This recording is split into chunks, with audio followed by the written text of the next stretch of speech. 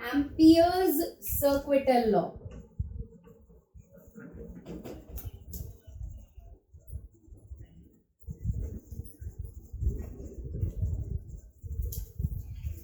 Now Ampere's circuital law क्या है? हमने इलेक्ट्रोस्टैट्स में सबसे पहले हमने इलेक्ट्रोस्टैट्स में कूलम्स लॉ पढ़ा था.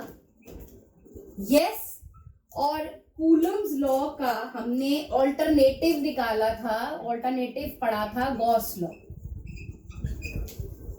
ठीक इसी तरीके से हमने मैग्नेटिक इस मूविंग चार्जेस वाले चैप्टर में हमने पढ़ा बायट-सेविट्स लॉ. एंड नाउ बायट-सेविट्स लॉ का ऑल्टरनेटिव है एम्पियर्स सर्क्विटल लॉ.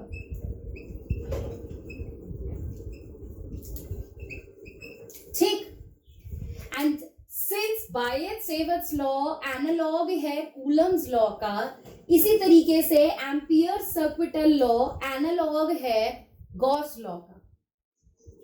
ठीक, ध्यान रखिएगा ये चीज. सो एम्पियर्स सर्क्विटल लॉ आपसे क्या कहता है? that if I take the dot product of magnetic field and the line element, if I take the dot product of magnetic field and the line element, and if I calculate the integral over a closed surface, line integral over a closed surface, then this is equal to mu naught times the total current which is flowing in the closed path or which is flowing in the loop. This is Ampere's circuital law, right? क्या कहता है? that this, मैं फिर बताती हूँ. Ampere's circuital law आपसे क्या कह रहा है कि अगर मैं मैग्नेटिक फील्ड का डॉट प्रोडक्ट ले लूं लाइन एलिमेंट के साथ, एंड ये जो डॉट प्रोडक्ट है this is line integral over a close surface. ये जो लाइन मैंने ये बनाई है दिस इज लाइन इंटीग्रल, और ये सर्कल जो है ये closed surface, closed loop indicate कर रहा है. So if I take the dot product of magnetic field and the line element, and if I calculate the line integral of this dot product over a closed loop, then this is equal to mu naught into I, where mu naught is the absolute magnetic permeability and I is the total current which is flowing in the loop. जब हमें amperes सर्क्विटल law लगाना है, amperes सर्क्विटल law आप लगाओगे magnetic field calculate करने के लिए. ठीक, कि एक पॉइंट पर मैग्नेटिक फील्ड कितनी है करंट की वजह से. अब जब हम ये लॉ लगाकर एक मैग्नेटिक फील्ड कैलकुलेट करेंगे तो जैसे हमने गॉसेस लॉ में एक इमेजिनरी गॉसियन सरफेस लिया था, इसी तरीके से यहां पर भी हम एक इमेजिनरी लूप कंसीडर करेंगे जिस लूप पे करंट फ्लो कर रहा है, एंड उस इमेजिनरी लूप को हम बोलेंगे एम्पीरियन लूप. ठीक, एंड हम ये चीज मान के चलेंगे कि इस एम्पीरियन लूप पर जो मैग्नेटिक फील्ड है, या तो ये मैग्नेटिक फील्ड हमेशा टेंजेंशियल रहेगी लूप के, दिस वी विल कंसिडर. ठीक, या तो ये मैग्नेटिक फील्ड इस लूप के हमेशा टेंजेंशियल रहेगी, या किसी और केस में हमें इस फील्ड को नॉर्मल टू द लूप भी लेना पड़ सकता है, या थर्ड केस हम ऐसा भी ले सकते हैं कि इस लूप के मैग्नेटिक फील्ड वैनिश हो रही है। ये सब कैसे हो रहा है, ये जैसे जैसे अब हम आगे की डेरिवेशंस करेंगे आपको समझ आता जाएगा। बट अभी आप इतना ध्यान रखो कि जिस तरह गॉस लॉ लगाने पर हमने एक इमेजिनरी गॉसियन सरफेस कंसीडर किया था, उसी तरीके से जब हम एम्पियर्स सर्क्विटल लॉ लगाएंगे तो हम एक इमेजिनरी एम्पीरियन लूप कंसिडर करेंगे, एक इमेजिनरी कर्व, एक इमेजिनरी लूप कंसिडर करेंगे जिसका नाम है एम्पीरियल लूप। एंड उस एम्पीरियल लूप के हर एक पॉइंट पर हम ये तीन चीजों में से कोई भी एक चीज इमेजिन कर सकते हैं कि या तो मैग्नेटिक फील्ड टेंजेंशियल है लूप के, या लूप के हर पॉइंट पे मैग्नेटिक फील्ड नॉर्मल है, या लूप के हर पॉइंट पे मैग्नेटिक फील्ड गायब हो रही है, वैनिश हो रही है।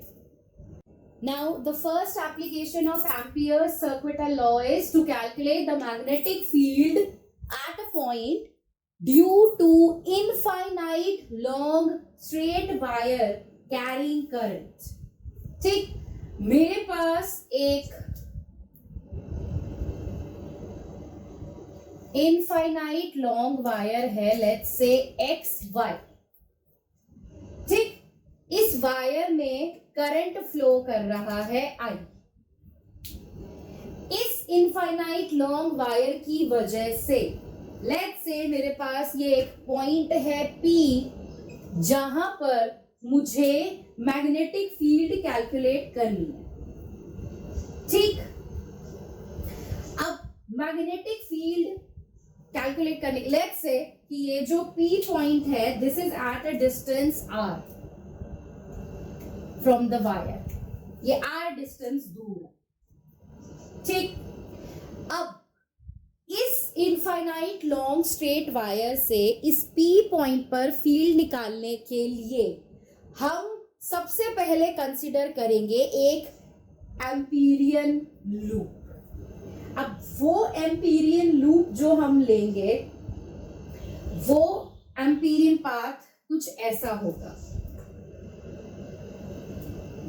in the form of a circle, and this circle is such that the R distance becomes the radius of the circle. अब since इस सर्कल, ये एक सर्कल है, हर पॉइंट ये R डिस्टेंस दूर है, और ठीक कर देते हैं।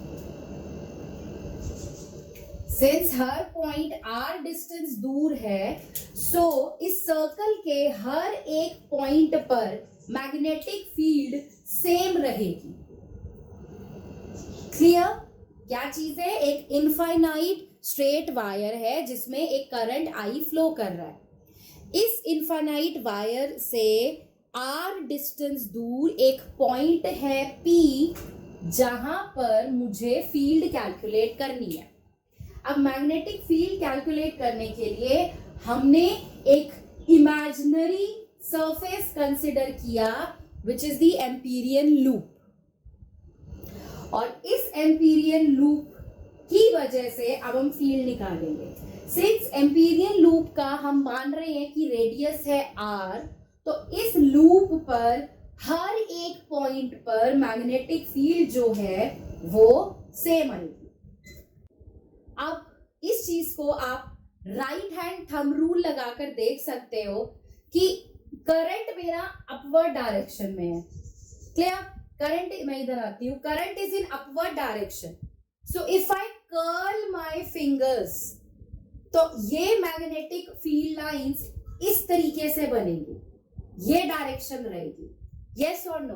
करंट अपवर्ड डायरेक्शन में है, इस तरीके से कर्ल हो रही है मेरी फिंगर्स, सो ये इस तरीके से लूप्स बनेंगे मैग्नेटिक फील्ड लाइंस के। क्लियर? तो अगर हम यहां पर एक लाइन एलिमेंट कंसिडर करें DL, सो लेट्स से ये मेरा एक छोटा सा लाइन एलिमेंट है DL। ठीक, और अभी हमने कहा कि मैग्नेटिक फील्ड को हम एम्पीरियन लूप पर टेंजेंशियल मानेंगे। सो ये डायरेक्शन है लाइन एलिमेंट की, यही डायरेक्शन है बी की। जिस डायरेक्शन में लाइन एलिमेंट है, मैग्नेटिक फील्ड भी उसी डायरेक्शन में है। हेंस थीटा बिकम्स 0 डिग्री, क्योंकि आप बी डॉट डीएल ले रहे हो। Yes, line integral B dot dl, this is equal to B dl cos theta, and theta is the angle between the magnetic field and the line element dl। अब यहां पर जिस direction में आप line element ले रहे हो उसी डायरेक्शन में मैग्नेटिक फील्ड है, so theta becomes 0, so we get B dl cos 0 and cos 0 is 1, so we get integral b dl। And from Ampere's circuital law, this line integral b dl, this is equal to mu naught into I। Now b constant है, एक uniform field है, so b हो गया बाहर यहां से, और dl को हम इंटीग्रेट कर सकते हैं। एंड सिंस आपने जो एम्पीरियन लूप लिया है, इट्स अ सर्कल, और इस सर्कल के ये छोटे छोटे लाइन एलिमेंट्स अगर मैं कंसीडर करूं तो ये पूरा क्या बन जाएगा, सर्कमफेरेंस। यस और नो, ये छोटा सा लाइन एलिमेंट ऐड करा, फिर इसमें और लाइन एलिमेंट, फिर और लाइन एलिमेंट, इस तरीके से छोटे छोटे आप अगर लाइन एलिमेंट्स ऐड करते जाओ, सो ये इंटीग्रेशन ऑफ डीएल ये क्या बन जाएगा, the circumference. So B into 2 pi R is equal to mu naught I. So यहां से मेरे पास मैग्नेटिक फील्ड आ गई, B is equal to mu naught I upon 2 pi R. This is the formula for the magnetic field. And इसको और अगर simplify करना है, सो इसको हम b is equal to mu naught upon 4 pi, हम इसकी फॉर्म में लिख सकते हैं 2i बाय r। ये आपका मैग्नेटिक फील्ड का फॉर्मूला आ गया है at a point due to a straight wire.